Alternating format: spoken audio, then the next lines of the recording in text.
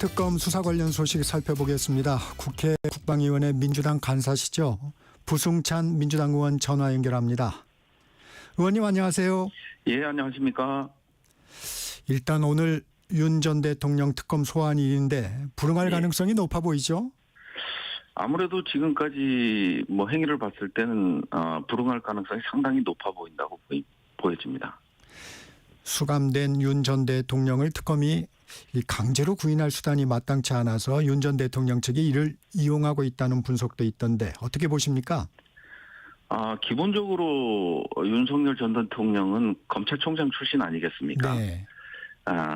그래서 범죄의 중요성을 충분히 인지하고 있을 것으로 봅니다. 그렇기 때문에 방어한다고 조사에 임할수록 본인에게 불리하다라는 거, 이런 것들을 인지하고 있을 가능성이 높고요.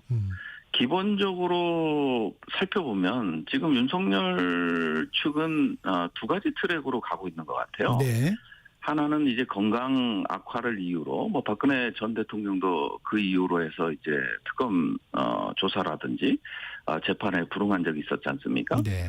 또 하나는 이제 특검법의 불법성, 이거는 옥중 입장문에서도 정치 탄압이고 죄 없는 사람들을 올가매기 위한 거다, 이런 식으로 이제 특검법 자체를 부인했고 불법성을 계속 강조했었거든요. 네. 그러다 보니까 이제 변호인 측은 위헌 법률 심판 제청이라든지 헌법 소원 청구까지 하겠다라는 그런 논리로 투트랙 전략으로 가고 있는 것 같다라는 생각이 들거든요.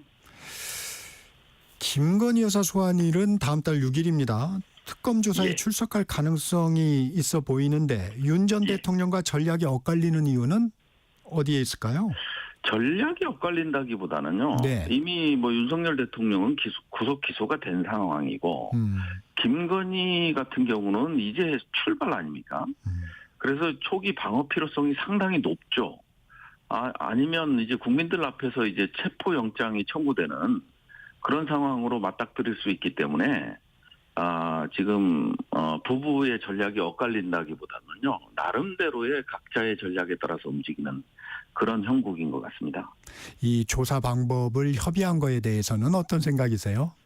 글쎄요, 역시 권력자 부인이다, 전 영부인이다, 이런 생각밖에 전혀 안 들어요. 어떻게 피의자가, 그리고 김건희 특검이 16개 혐의지 않습니까? 네. 그거를 가지고 가는데 이게 조사 과정에서 조사 방법과 시기를 협의한다는 게 도저히 일반인으로서 그리고 국민적 시각에서는 이해할 수 없는 거죠. 내란 특검이 최근 정보사령부 방문 조사를 했죠? 예. 정보사를 조사한 이유는 어디에 있다고 보십니까? 결국은 몽골 사태입니다. 몽골 사태에서 우리 블랙요원에 해당되는 중령과 소령이 네. 거기 정보국에 이제 구금되는 상황이 발생됐고 그 과정에서 언론 보도를 통해서 나왔습니다마는 목표 대상이 이제 북한 대사관이었다. 그리고 그 과정 속에서 그 정보사령관이 관여를 했다. 이런 것까지 어느 정도 이제 언론을 통해서 공개가 된 거지 않습니까? 그러다 보니까 이제 외환의 가능성에 대해서 직접적으로 조사를 하기 위해서 기초 조사를 할 수 있는 정보사령관을 방문 조사한 거고요. 네. 이후에는 예상되는 거는 결국 두 장교를 불러서 네. 임무가 뭐였고 이런 것들을 확인하는 작업, 이런 것들이 이루어질 겁니다. 그리고 또한 이제 노상원 수첩, 거기에 이제 기본적으로 외환과 관련된 메모들이 존재하잖아요. 북한과는 어떻게 할 것이며 이런 것들이 어디서 만날 것이며 이런 것들이 존재하기 때문에 이 메모와의 연관성, 이런 것들을 통해서 외환에 대한 혐의를 입증하려는 데 주력하지 않겠냐, 그렇게 보여집니다. 그게 정보사령부를 조사한 이유다. 네네. 이 외환죄 성립하려면 외국과의 통모, 그러니까 몰래 공모한 혐의를 입증해야 되는데 이제 예. 이 부분에 대한 수사가 들어가고 있다는 거죠? 지금 현재로서는 몽골과 관련된 이 내용 부분에 한해서만 이제 가능할 것으로 보이고요. 네. 김용대 드론 전 작전사령관과 관련돼서도 외환죄보다는 일반 이적죄에 포커스를 맞추고 진행했거든요. 네. 외환죄는 아까 앵커님께서도 말씀하신 대로 결국은 북한을 외국으로 볼 수 있느냐, 그리고 북한과 실질적으로 계획을 가지고 통모를 했느냐, 이런 것들을 입증해내야 되는데 좀 제한적이라고 보여지는 거죠. 무인기 투입 사태는 외환죄 입증에는 좀 제한적이고 예. 일반 이적죄로 가기가 쉬울 것이다. 네네. 그거는 아무래도 일반 이적죄가 대한민국의 군사상의 이익을 해야 하는 경우거든요. 네. 평양 무인기 같은 경우는 그런 법리적 적용이 가능하다고 보여지고, 외환과는 우리가 일방적으로 북한의 공격을 유도하기 위해서 무인기를 보냈던 것이기 때문에 이 부분에 대해서는 상당히 군사상의 이익을 해야 하는 경우죠.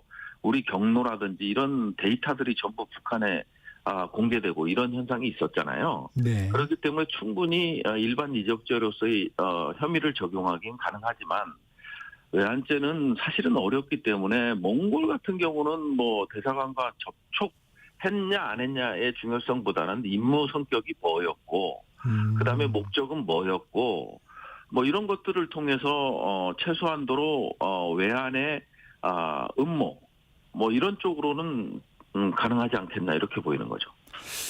이 북한 평양에 무인기를 투입한 것, 오물풍선에 대응하기 위한 정상적인 작전이었다고 주장하고 네. 있습니다. 드론작전 사령관. 어떻게 네네네, 보십니까? 그렇습니다. 실질적으로 오물풍선에 대응하기 위해서는 합참에서도 발표를 진술을 했잖아요. 기본적으로 비례성의 원칙에 맞지 않고요, 즉시성의 원칙에 맞지 않는 이유로 합참에서 반대했다라는 거 아니에요? 네. 이거는 합참 이승호 작전본부장도 얘기를 했었던 거고, 그 다음에 합참에서도 실질적으로 이 오물풍선이 대응이라면 기획 단계에서부터 합참이 관여가 됐어야 되는데 그런 게 전혀 없고 9월 이후에야 보고를 받았다, 이런 입장이다 보니까요. 예. 지금까지는 그래서 이제 사후 보고를 받은 걸로 돼 있죠.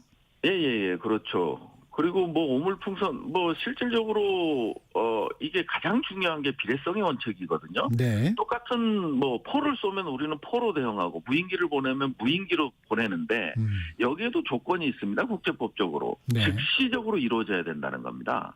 시간 간격을 두게 된다면 3시간, 4시간 간격을 두게 된다면 오히려 공격자로서 인식될 수 있거든요. 네. 그렇기 때문에 이제 우리가 전쟁을 하든 대응을 하든 모든 관계에서는 비례성과 즉시성의 원칙에 따라서 임무를 수행하고 있습니다. 이 부분에 대해서 합참도 이 부분에 대해서 반대했다, 그러기 때문에 이런 입장인 거고요.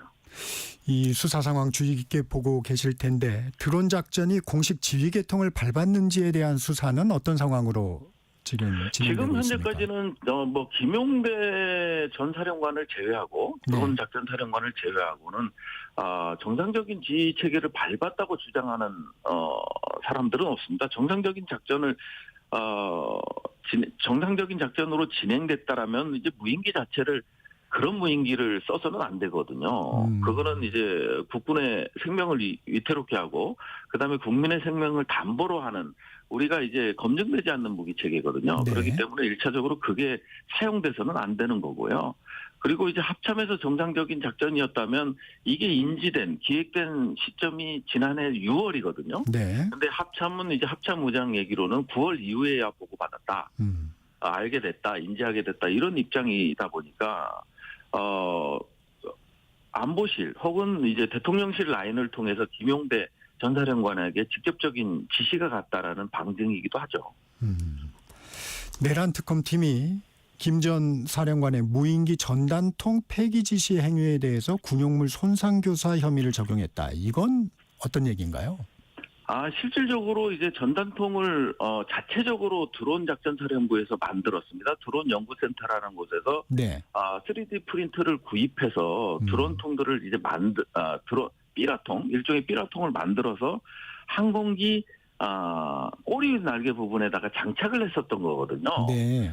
근데 평양 무인기와 관련돼서 우리가 보낸 게 아니다, 삐라 작전을 한 게 아니다, 이거를 숨기기 위해서 삐라통 자체를 이제 폐기하라는 이런 지시가 직접적으로 진술을 통해서 나온 거거든요. 부대원들의 진술을 통해서 나온 거고, 또 평양에 무인기를 보낸 거, 추락한 거를 감추기 위해서 페이퍼 비행을 시켜서 소실된 것으로 이제 국방부에다가 보고하고 이런 것들이 좀 있었거든요. 네. 이런 은폐 의혹들이 상당히 강하게 사실에 가깝게 근접하고 있기 때문에 상당히 우려스러운 부분이죠. 그런 부분으로 이 부분을 좀 제시를 하고 있다. 네네네. 은폐에 대한 증거로. 예. 증거 인멸 및 은폐 시도 이런 쪽인 것 같습니다. 특검 입장에서는. 네.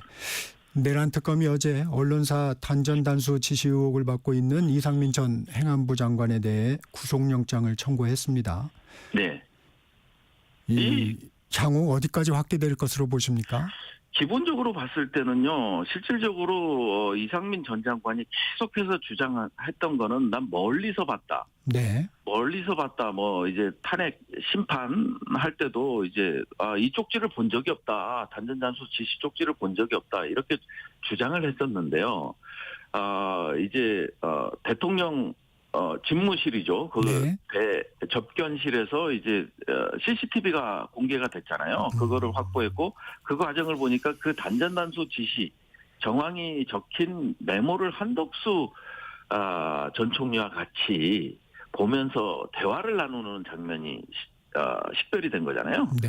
그렇기 때문에 이게 구속이 불가피하죠. 뭐 구속 사유도 보면 단전단수이기 때문에 뭐 아까 말씀하신 대로 내란 중요 임무 종사자인 거고, 그다음에 위증죄를 저지른 거고, 이러다 보니까 앞으로는 이제 삼천동 안가 사인방에 대한 조사도 이제 불가피한 거죠. 왜냐하면 이상민을 제외하고는 전체 다 동일한 시점에 휴대폰을 교체하고, 이 회의 끝난 이후에 휴대폰을 교체하고 이런 것들이, 그리고 하필이면 대통령이 참석하지 않은 상황에서는 안가를 이용할 수 없거든요. 그럼에도 불구하고 삼청동 안가에서 이 4인방, 뭐 박상재, 뭐 유한규, 뭐 김주현, 전 민정수석들이 참여해서 이런 것들을 논의했기 때문에 이쪽으로 확대가 될 가능성이 상당히 높아 보입니다. 최상병 특검 얘기도 좀 해보겠습니다. 네. 속도감 있게 조사를 벌이고 있습니다. 특히 VIP 경로와 관련해서 이 참모진들이 측근들이 진술 바꾸면서 수사에 탄력이 붙고 있는데 이 부분 지금 어떻게 보고 계십니까? 사실 정말 2년간 힘들었습니다. 어느 누구 하나 VIP는 경로한 적이 없다. 이 입장이었거든요. 제가 이제 국회 운영위의 상임위원으로서 하면서 이제 김태호한테도 질의하고 뭐 정진석 비서실장한테도 질의하고 이제 거기 관계자들한테 다 질의했었지만 경로한 적이 없었다. 회의 참석했지만 경로한 적이 없었다라는 일관된 입장을 2년간 유지했거든요. 네. 그러다가 이제 김태호 안보실 1차장 발로 경로 사실을 인정하면서 뭐 이종섭, 뭐 김기한 전 사령관 전부 다 외교 비서관 거기 참석했던 모든 이들이 경로했다고 인정을 했던 거거든요. 네. 그러니까 이제 앞으로는 이제 경로설에 대해서는 이 사람들이 확인이 된 거죠. 확인이 됐기 때문에 이제 추후에 이 외압이 어떻게 행사됐냐를 밝히는 게 이제 특검의 큰 역할이라고 보는 거거든요. 대통령실과 국방부에는 어떻게 외압 행사가 이루어졌는지, 그리고 대통령실과 경북경찰청은 또 어떻게 이루어졌는지, 그리고 국방부와 경북경찰청은 어떻게 이루어졌는지, 이 트라이앵글 속에서 외압 압력 행사 부분을 밝혀내는 게 정말 특검의 관건이 아닌가 싶습니다. 어제는 이종섭 전 국방부 장관의 측근으로 알려진 박진희 전 군사보좌관을 불러 조사를 했고요. 오늘은 또 조태용 전 국가안보실장을 피의자 신분으로 소환할 예정인데 지금 말씀하신 그 외압에 진전된 증거가 좀 나올 수 있을까요? 저는 충분히 나올 수 있다고 봐요. 사실은 저도 이제 국방부 대변인으로 근무했고 근무하다 보니까 이제 청와대나 대통령실에서 오다가 나오면 이거에 대한 평가를 하기보다는 어떻게 임무를 완수할 것인가. 각종 뭐 회의부터 시작해서 이런 관련 근거나 자료들, 그리고 이제 관련자들이 존재하기 때문에 거기에 핵심 인물로 박진희 군사보좌관이 나온 거 아닙니까? 네. 그래서 뭐 소환 조사를 했던 거고, 이런 부분들이 하나하나 이제 드러날 가능성이 상당히 높아 보이는 거죠. 그러다 보니까 전 국정원장도 그런 관점에서 이해를 하시면 될 것 같습니다. 이 수사의 또 다른 축이 임성근 전 사단장 구명 로비 의혹입니다. 네, 그렇습니다. 이쪽은 지금 어떻게 돼가고 있어요? 이종호 블랙펄 인베스트먼트 대표도 이제 소환도 하고 그래서 조사가 이루어지고 있기 때문에요. 그리고 멋진 해병에 대한 거기에 이제 그 멤버로 있었던 인물들에 대한 소환 조사도 이루어지고 있는 거거든요. 네. 이거는 또 하나의 축이죠. 하나는 이제 보면은 이제 김건희 축이 이제 이쪽 멋진 해병 쪽이 이제 김건희 라인을 통한 임성근 사단장 구하기 축이었고, 네. 다른 하나는 이제 종교와 관련된 목사들 뭐 이런 부분이 이제 또 하나 축이 있는 거거든요. 네. 이건 윤석열 축으로 보면 되고, 이게 윤석열한테 갔고 전달이 됐고 윤석열이 격노하고 그러다 보니까 거기서 이제 외압 행사가 이루어진 걸로 저는 보고 있습니다. 네. 상황을 좀 지켜봐야 될 것 같고요. 그 순직 해병 특검이 청구한 김계환 해병대 사령관에 대한 구속영장, 내란 특검이 청구한 김용대 전 드론작전 사령관에 대한 구속영장이 기각이 됐습니다. 민주당 반발이 있습니다. 특별재판부 설치에 대한 목소리도 당내에서 나오고 있습니다. 이 당내 분위기는 어떤가요? 일단 내란 종식법을 박찬대 전 원내대표가 발의를 했거든요. 네. 110여 명이 이제 공동 발의 형식으로 발의가 됐고, 여기에 핵심 포인트가 특별재판부입니다. 물론 2018년대 사법농단이 있었잖아요. 양승태 대법관에 대한 사법농단. 그때 당시에도 이제 법원 문턱을 넘지 못하는 일이 상당했거든요. 네. 근데 그때는 입법적으로 실질적인 액션을 취하지 못했고요. 이번에는 이제 공동 내란 종식 특별법을 발의했기 때문에 요걸 통해서 저희는 특별재판부가 설치돼야 된다는 입장이 이제 강구합니다. 그렇기 때문에 사실 뭐 김계환 사령관도 그렇고 김용대도 그렇고 명확한 혐의, 본인 스스로도 인정한 것들이 있잖아요. 특히나 이제 허위 공문서라든지 이제 위증한 거라든지 네네. 이런 것들을 2년간 숨겼는데 이런 게 이제 구속영장이 발부 안 되다 보니까 이런 문제점들이 있긴 한데요. 그러다 보니까 점점 더 앞으로 이제 재판 과정을 지켜보면서 점점점 특별재판부 설치에 대한 목소리는 강해질 거로 보여집니다. 이 현행헌법에 군사재판을 제어하는 특별법원은 인정되지 않는다고 하는데 이 부분은 어떻습니까? 위원회 소지는 있긴 한데요. 위원회 소지는 있긴 하지만 다양한 방법을 강구하고 있고, 이 부분에 대해서도 만일 반대측 입장에서는 이거는 위헌법률 심판 청구를 할 네. 가능성이 높죠. 그럼 아까도 잠깐 말씀드렸습니다만은 2018년도 사법농단 당시에도 이런 문제가 있어서 접은 적이 있긴 한데요. 이 부분에 대해서는 우리가 이제 법률적 검토를 충분히 했고 그러다 보니까 이제 내란 특별종식법 이 부분에 대해서 이 부분에 조문을 넣어서 가고 있는 거거든요. 그렇군요. 어제 김건희 특검팀이 이준석 개영신당 대표 자택을 전격 압수수색했습니다. 예. 당대표로 선출된 다음 날이었어요. 이 대표도 굉장히 시기가 공교롭다라고 했는데 이 시점에 대해서는 좀 어떻게 보셨어요?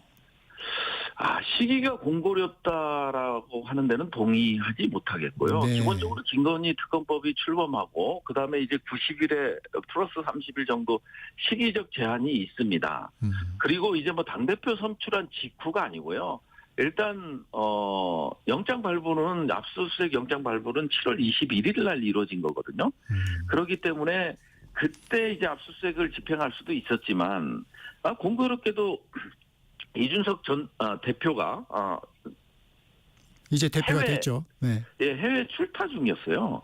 그래서 21일 그러다 보니까 25일 날 귀국했고 영장 집행 기간이 7일이지 않습니까? 그러다 보니까 27일을 공교롭게도 선택한 거지. 이게 뭐 당대표 선출 이후에 압수수색을 영장을 발부했다라는 건 말도 안 되고요. 이준석 대표는 지난번 이재명 전 대표, 지금은 대통령입니다만은 그때 이런 문제들에 대해서 지적했을 때 한 얘기가 있습니다. 네. 모두 다 피해자 코스프레를 한다. 제발 그러지 마라.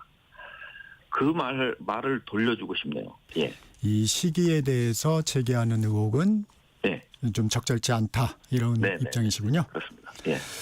윤 전 대통령 부부 공천 개입 의혹과 관련해서 검찰 수사를 받던 최호 전 경기도 의원이 숨진 채 발견됐습니다.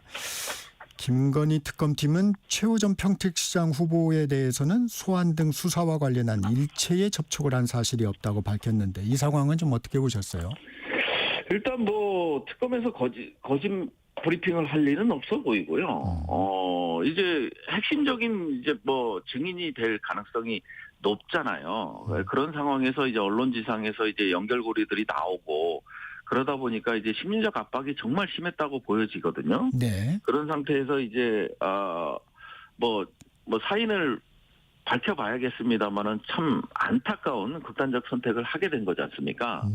그래서 앞으로도 이제 뭐 이 김건희 특검에 연루된 인물들이 한두 명이 아니잖아요. 네.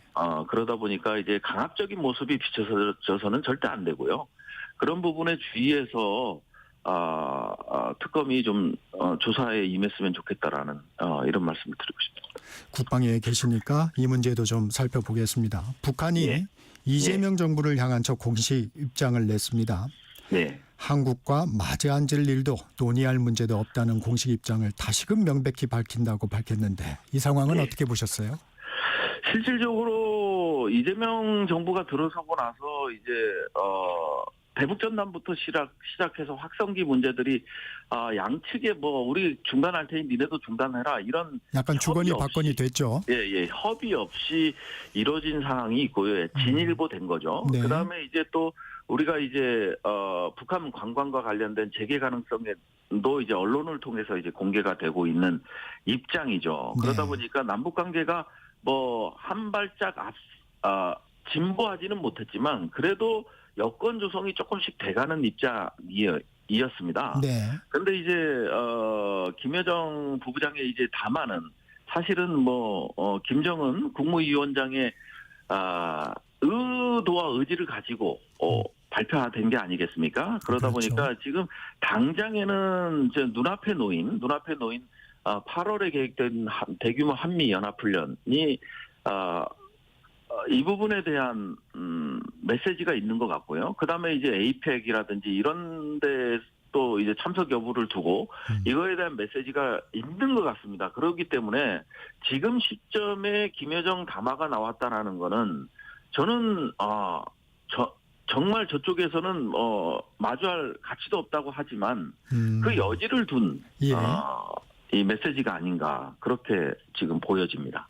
지금 방금 전에 언급해 주셨지만 정동영 통일부 장관은 이 한미 연합훈련 다음 달에 있는 이 조정을 네. 건의할 생각이라는 입장을 밝혔습니다. 네. 이게 이 남북 관계의 어떤 가늠자가 될 것이라는 얘기도 있는데 어떻게 보세요? 네. 실질적으로 뭐 통일부 장관이기 때문에 이제 정부 부처는 다양한 목소리가 나와야 됩니다. 통일부는 통일을 지향하고 남북 협력을 지향하는 데고요. 국방부는 이제 하드파워적 성격에서 북한의 도발을 억제하고 전쟁에서 승리하는 주 목적이 있지 않습니까? 그러다 보니까 이제 통일부 입장이 있는 거고 그다음에 이제 국방부 입장이 서로 갈릴 수밖에 없고 문재인 정부 때도 항상 갈렸던 입장인데 이거는 상당히 건전한 목소리들이 나온다라는 생각을 하는 거고요. 다만 변수가 있다면 이제 미국이라는 변수가 있잖아요. 네. 지금 주한미군 재조정 문제라든지 이런 것들을 패키지들로 해서 관세 협상에 넣고 진행하고 있다라는 언론 보도들도 나오고 있지 않습니까? 그러다 보니까 여기에 우리가 남북이 독립 변수이기도 하지만 또 미국 또한 중요한 변수이거든요. 네. 어떤 이런 정책을 결정하는 데 있어서 그리고 한미 동맹이라는 또 큰 틀이 있기 때문에 이런 부분들을 종합적으로 고려해서 NSC에서 결정하지 않을까 싶습니다. 훈련이 한 달여도 남지 않았는데 네, 그렇죠. 예. 이게 조정이 되는 건 가능한 겁니까? 결심만 하면? 실질적으로 이제 이게 보면은요, 기본적으로 한미 대통령이 협의해야 될 사안이거든요. 한미 군 통수권자들이 이제 협의를 통해서 밑으로 내려오는 거거든요. 네. 네, 그러다 보니까 실질적으로는 쉽지 않습니다. 왜냐하면은 지금 다 훈련과 관련된 계획, 작전 계획 이런 것들이 양국 뭐 우리는 이제 정부 출범한 지가 이제 얼마 안 됐습니다만은 네. 양국 군 통수권자에게 다 보고된 상황이거든요. 그런 것들을 이제 통일부의 입장은 충분히 이해하고 당연히 그런 목소리를 내야 하지만 이 입장을 가지고 한미연합훈련을 뭐 중단하거나 축소하거나 이런 가능성은 상당히 적어 보입니다. 너무 복잡하게 얽혀 있는 사안이라. 현실적으로. 네, 그렇습니다. 이 김여정 담화를 조선중앙통신으로 전하고 주민들이 보는 노동신문이나 이 대내 매체에는 보도하지 않았다는데 이게 어떤 네. 차이가 있나요? 뭐 조선통신 같은 경우는 기본적으로 이게 외부에 대한 발신 효과가 상당히 강하거든요. 네. 노동신문 같은 경우는 이제 대내적인 그 효과가 상당히 강합니다. 그러다 보니까 이제 노동신문 같은 경우는 여전히 북한 주민들을 통해서 이제 강평도 하고 뭐 이런 것들이 이루어지는 거거든요. 네. 정기적으로. 그렇기 때문에 이런 부분에 대해서는 이제 대외적인 메시지가 상당히 강한 거죠. 그렇기 때문에 당장 눈앞에 직면한 8월 한미연합훈련을 염두에 둔 그런 전술적 의미가 있다고 보여지는 것 같아요. 민주당 전당대회 한번 네. 살펴보겠습니다. 정청래 박찬대 후보 TV토론에서 국민의힘 당대표 후보 중에 잘 맞는 사람은 누구냐 했더니 두 후보 모두 없다고 했습니다. 네. 야당과의 협치는 앞으로 어떻게 좀 전망하세요? 사실은 쉽지 않습니다. 왜냐하면 이제 후보에 따라서 성격이 달라지고 그런 건데 지금 뭐 후보들이 보면 뭐 김문수도 그렇고 한동훈 전 불출마했죠. 대표는 불출마를 선언한 상태에서 그다음에 이제 내란에 동조했던 후보들이 전부 나오는 거잖아요. 김문수도 그렇고 장동혁도 그렇고 그런 입장 차원에서 봤을 때 과연 우리 민주당 입장에서는 내란 종식, 정부 입장에서도 내란 종식을 가장 단기간에 추진해야 될 임무로 보고 있잖아요. 업무로 보고 있는 상황에서 내란을 옹호하고 여전히 반성을 하지 않는 그런 당대표들하고 협치한다는 거는 불가능하기 때문에 두 후보 마찬가지로 야와의 협치는 없다. 이렇게 공식적으로 언급을 한 것 같습니다. 이 나흘 앞으로 다가왔습니다. 새 당대표 선출. 네. 막판 판세에 영향을 줄 변수가 있을까요? 뭐 실질적으로 뭐 똑같은 프레임을 가지고 그렇죠. 선거에 임하고 있지 않습니까? 네. 저보다 이제 내란 종식이라는 큰 그림 속에 움직이고 있기 때문에 그리고 이제 뭐 박찬대 의원 같은 경우는 이거와 관련된 뭐 결의문도 채택을 하려고 노력하고 있고 내란 종식 특별법 같은 것도 하고 있는 상황이고 정청래 의원도 이제 당원들이랑 뭐 이제 원래의 스탠스를 지속적으로 유지하면서 이제 당원들에 호소하고 있기 때문에 특별히 뭐 네거티브가 이제 이루어지지 않는 상황이잖아요. 네. 그러다 보니까 이제 윈윈나는 서로 이제 뭐 패배자가 생기더라도 단기간 내에 민주당을 이렇게 화합으로 이끌고 뭐 네. 이러기 위해서는 지금 상황에서는 특별한 변수는 보이지 않은 것 같습니다. 오늘은 여기까지 듣겠습니다. 부승찬 민주당 의원과 말씀 나눴습니다. 감사합니다. 예, 고맙습니다. 정격시사 2부 여기서 마치고